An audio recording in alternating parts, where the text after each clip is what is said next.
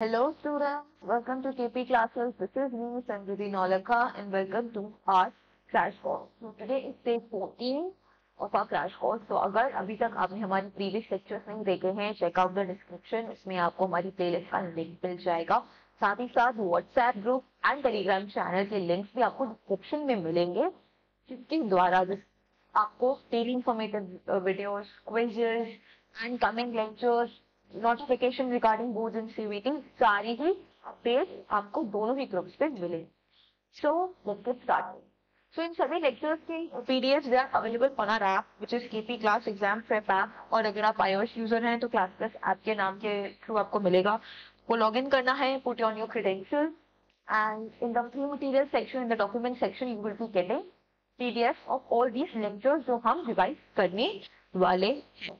So today is day 14 and let me remind you that आप अपनी CUET के preparation को और अच्छे से बूस्ट कर सकते हैं हमारे साथ जुड़ के. कैसे?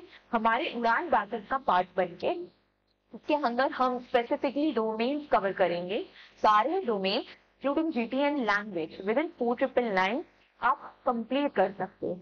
एंड इन बैचेस के दौरान आपको personalised mentoring, performance tracking, live classes, जिसके अंदर हम 1000 से भी ज्यादा एमसीक्यू सॉल्व करने वाले हैं, regular mock test and feedback, everything will be available to you within 4999.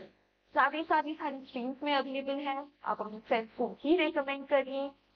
And अगर आप जीटी टारगेट कर रहे हैं वो भी अवेलेबल है with her Sarathi batch in just 299.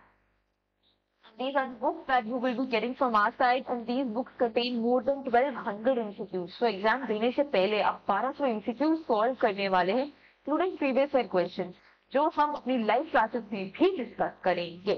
So देख इस बात की हमारा बैचेस का पार्ट बनिए, get into your dream college and yes. So let's get started. Today is day 14 and we are going to discuss planning, sustainable development and Indian content. So planning की बात करें, प्लानिंग क्या होता है? एक basic rough idea which decide for the course of action.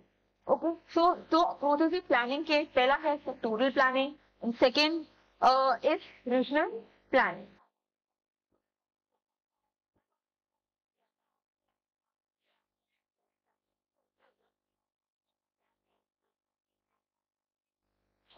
Sectoral planning approach की बात करें, in this approach the development of various sectors. So sectoral planning में हम क्या फोकस कर रहे हैं?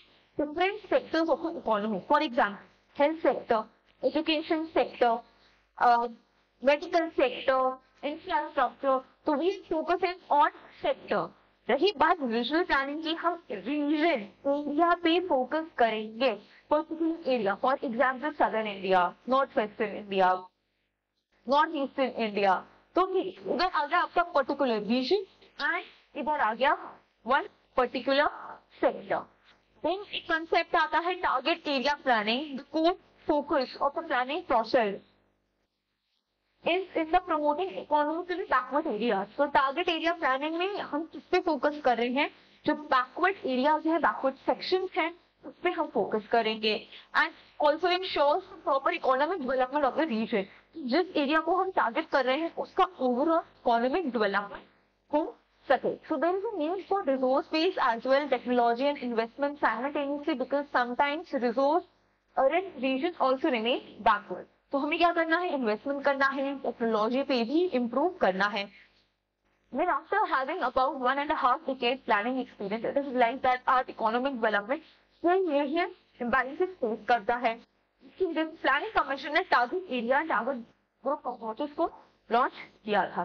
सो टारगेट एरिया प्रोग्राम के अंदर हमने कुछ प्लान्स बनाए थे, कुछ प्रोग्राम्स लॉन्च किए थे. For example command area development programme, drought prone area development programme, desert development programme, hill area development programme. तो ये टारगेट एरिया, तो पर्टिकुलर एरिया को हम टारगेट करके ये सारे प्लान गवर्नमेंट फॉर्मुलेट कर रहे थे. इसी में हिल एरिया की बात करें, कितने डिस्ट्रिक्ट को ये कंप्राइज करता है? ठीक है, all the hilly district of the UP जो उत्तराखंड में है, विकीर हिल्स, काचन hills of Assam, Darjeeling. Basically ऐसे एरिया यहाँ पे हिल सिचुएटेड हैं, उन एरिया पे ये फोकस करता है. कब इनिशिएट हुआ था? 5 year plan. Straight away MCQ की हिल एरिया डेवलपमेंट प्रोग्राम कौन 5 ईयर प्लान से लिंक्ड है? So it's none other than fifth. ठीक है, 1981 में रेकमेंड हुआ by the National committee on the Development of the Backward Areas. So में क्या है? हॉर्टिकल्चर को इंप्रूव करना, plantation agriculture, animal husbandry, poultry, forestry and के बेसिस पे detail plan were made. Next आना था आपका ड्रॉट प्रोन एरिया प्रोग्राम। नाम से पता चल रहा है ऐसे एरिया जहाँ पे भारी मात्रा में ड्रॉट हो है या फिर ड्रॉट होने की संभावना है। For example parts of Gujarat, ये कब आया था? 5 year plan straight away institute. यहाँ पे क्या करना है? एरियाज पे इरिगेशन प्रोजेक्ट करना है, एम्प्लॉयमेंट अपॉर्चुनिटीज देनी है, land development programme, forestation, grassland, basic communities, ये सारा क्या है? एम है। इसके बेसिस पे national committee on development of backward area हुआ था ताकि रीजनल इम्बैलेंसेस को, इकोनॉमिक इम्बैलेंसेस को इंप्रूव कर सके। ओके, अब बात करेंगे रीजन कौन कौन से हैं। प्रेजेंटली 57 डिस्ट्रिक्ट को हमने drought prone areas, drought prone region के अंदर क्लासिफाई किया है। ठीक है, इरिगेशन कमीशन ऑफ 1972 उन्होंने डिमार्केट करा drought affected areas and criteria दिया 30% ऑफ इरिगेटेड लैंड। और ये कौन कौन से हैं? Gujarat, Rajasthan, western Madhya Pradesh, some regions of Marathwada, Maharashtra, Telangana, plateau, ये सारे एरियाज को ड्रॉट प्रोन एरियाज के अंदर क्या करा गया? डिक्लेयर किया गया। This integrated tribal development project in the Bharma region. So the region lies between 32°11' north and 32°41' north latitude. Eastern western में 76°22' east and 76°53' east latitude के बीच में सिचुएटेड है। इसको बोलते हैं होमलैंड ऑफ गादीज। गादीज क्या है? ट्राइब है। Then it is surrounded by lofty mountains on all sides. Peak Panjal in the north, Dhauladhar in the south, and east में बात करें Dhauladhar converges with the Peak Panjal range. So these rivers divide the regions into 4 physiological divisions. जिसका नाम है होली, खानी, कुप्ती and सुंदर region.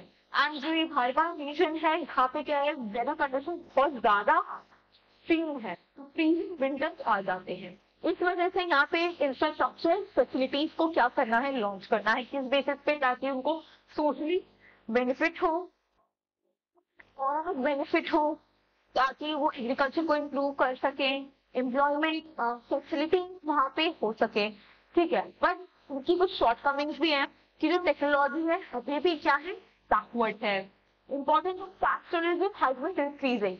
So some systems pastoralism है जो ये प्रैक्टिस करते हैं वो रिड्यूस होके जो मॉडर्न फार्मिंग मेथड्स है वो इंक्रीज हो रहा है।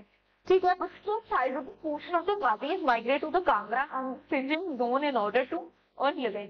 ठीक है, अभी क्या कर रहे हैं? कैसे सर्वाइव कर रहे हैं? वो माइग्रेशन करके।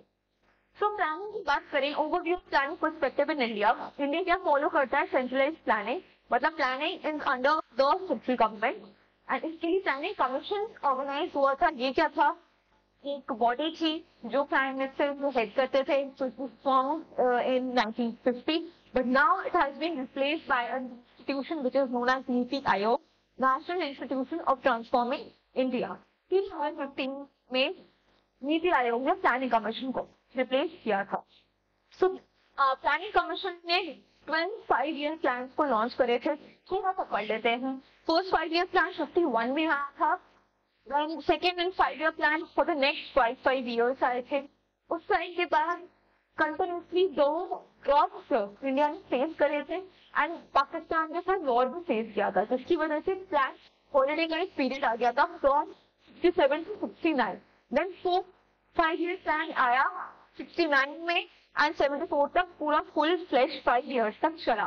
देन फिफ्थ 5 ईयर प्लान जो 74 से लेके आया था, लेकिन बीच में टर्मिनेट कर दिया गया था 78 में। And then 5 year plan took off in 1980। तो उस टाइम को रोलिंग प्लान कहते हैं क्योंकि जनता गवर्नमेंट ने एनुअल प्लान को डिक्लेयर करना शुरू कर दिया। देन 5 ईयर प्लान 85 to 90 के बीच में कंप्लीट हुआ। दोबारा पॉलिसी इंस्टेबिलिटी की वजह से, लिबरलाइजेशन पॉलिसी की वजह से एक 5 ईयर प्लान डिले हो गया। वो कब आया था? 1997 till 2002।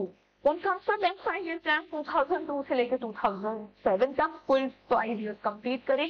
Then 11 5 year plan for the next 5 years 2012 तक complete किया था। Then 25 year plan 2012 में ये लॉन्च हुआ।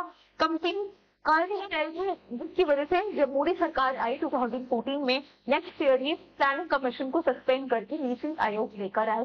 लेकिन मोदी जी ने कहा कि ये लॉन्च हो ही गया है, 2017 तक हम इस प्लान को कंप्लीट करेंगे। तो वो कंप्लीट हुआ, उसके बाद कोई प्लान नहीं आया। प्लान कमीशन जैसे कोई ऑर्गेनाइजेशन नहीं है, नीति आयोग ने इसको रिप्लेस कर दिया है। तो नीति आयोग क्या है? प्रीमियर थिंक टैंक है गवर्नमेंट का, कि जितनी भी पॉलिसीज हैं वो कैसे बनेंगी, वो नीति आयोग के माध्यम से बनेंगी, जिनके chairman will be the prime minister of India. फिर आता था आपका सस्टेनेबल डेवलपमेंट का कंसेप्ट, बचपन से पढ़ते आ रहे हैं। सस्टेनेबल डेवलपमेंट ऐसे डेवलपमेंट जिसमें आप प्रेजेंटली अपनी नीड्स को तो पूरा ही करें एंड जो फ्यूचर जनरेशन है उनकी नीड्स को भी पूरा करेंगे। सो डेवलपमेंट डायनामिक कंसेप्ट है, second half of the century 20th century में ये आया।